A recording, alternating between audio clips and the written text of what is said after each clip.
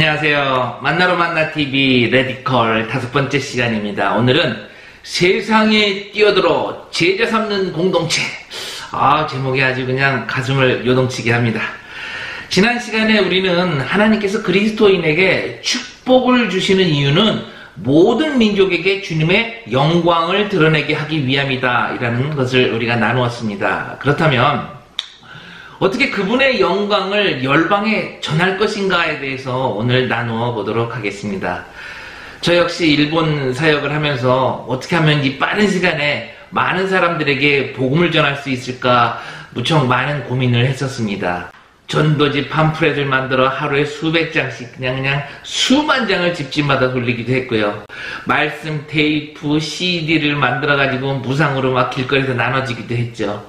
한글 교실을 개설해서 일본인들을 막 가르치기도 했고요. 일본어 교실을 만들어가지고 또 일본에 온 한국 유학생들을 많이 가르치기도 했습니다. 물론 이제 하나님께 간구하는 그런 기도와 금식은 기본적으로 부족하지 않을 만큼 했다라고 자부할 수 있을 것 같아요. 그런데요, 전도지와 CD를 만들면 만들수록 재정이 점점 부족해지고 일본어 교실, 한글 교실 이런 거 학생이 점점 이렇게 많아질수록 시간과 목회 사역에 이 부담이 가중이 되고 이 형편은 좋아지지가 않았습니다. 하지만 주님께서 나의 열심과 그 선교를 향한 열정을 보고 계실 것이다. 이런 믿음과 소망으로 열심히 사역을 했죠. 아내는 너무 많은 고생을 해가지고 허리에 디스크를 얻었고, 그러면 그럴수록 오히려 저는 더 그냥 신자를 모으는데 그냥 동분서주했다. 그런 기억이 떠오릅니다. 너무 가난하다 보면 이 복권에 당첨되는 상상을 이렇게 한 번쯤 막 해보지 않습니까?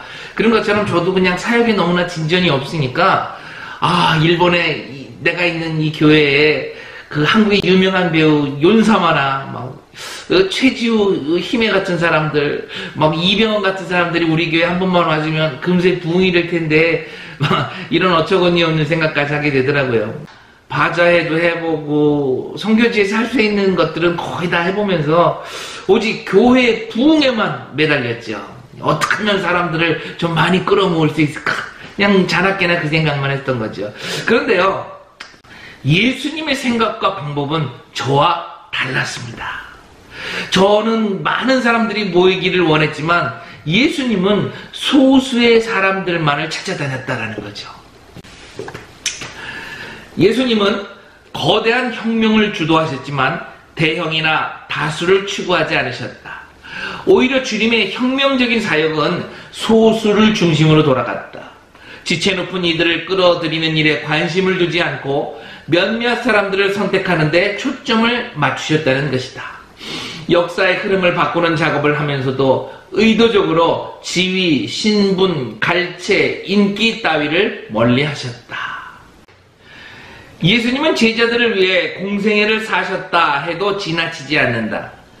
이 땅에 계시는 동안 다른 이들에게 쏟았던 시간을 다 합쳐도 12 제자들에게 할애하신 분량에 미치지 못할 것이다.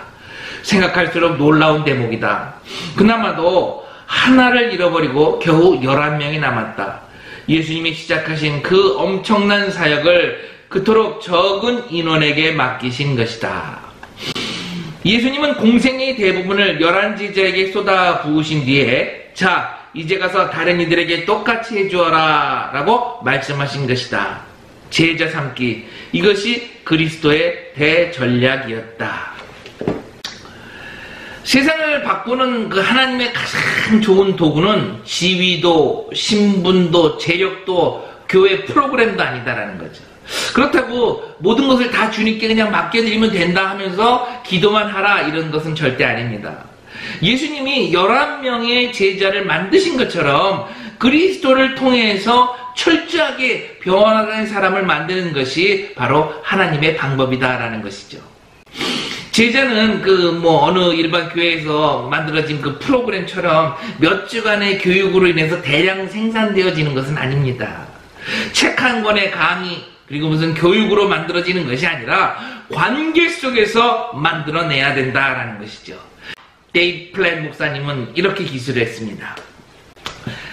제자를 삼는 일은 쉬운 일이 아니다. 어찌 보면 힘들고 골치 아프다. 느리고 지루하며 경우에 따라서는 고통스럽기까지 하다.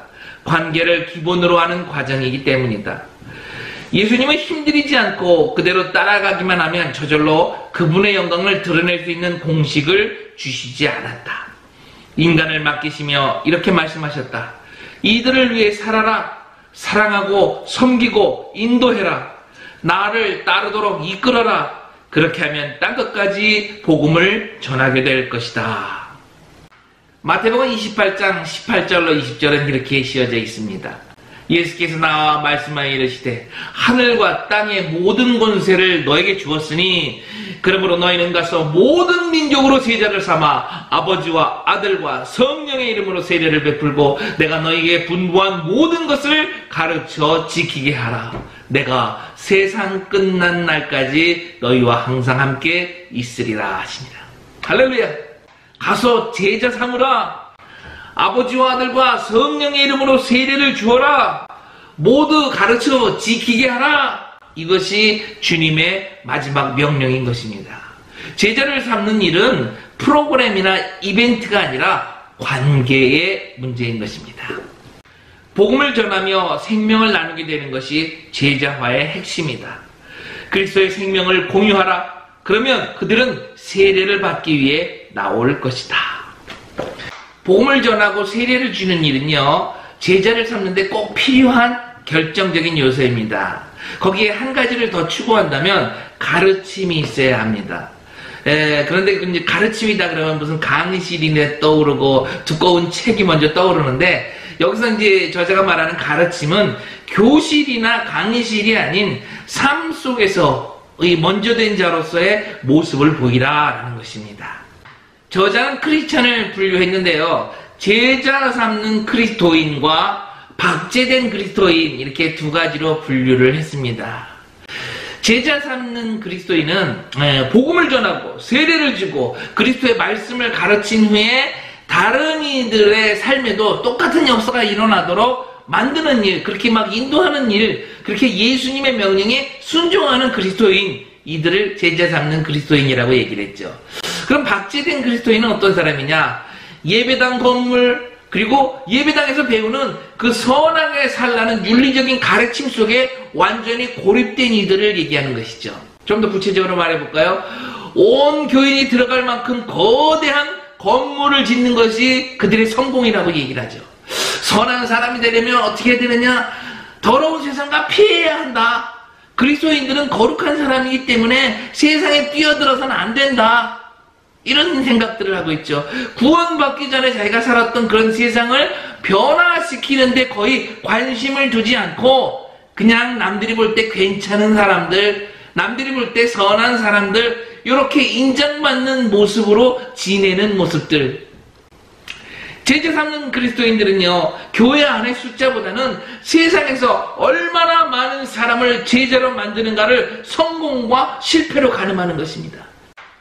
그리고 박제된 그리스도인들은요, 교인의 숫자가 현상을 유지하거나 조금씩 늘어나는 데 만족을 해서 그리스도의 이름을 들어보지도 못한 수십억 인구의 부르짖음을 듣지 않습니다. 들으려고도 하지 않습니다. 관심을 기울이지 않습니다. 제자 삼는 그리스도인들은요, 남들을 위해 스스로 내 목숨을 내놓을 각오로 세상에 뛰어들죠. 그러나 박제된 그리스도인들은 스스로의 장벽을 치고 그저 선하게 살려고 애쓰는 삶인 것입니다. 그러나 우리 주님은 그런 모습을 선하다라고 말해 주지 않을 것입니다. 사랑하는 만나러 만나 TV 구독자 여러분, 여러분은 제자 삼는 그리스도인인가요? 아니면 박제된 그리스도인인가요?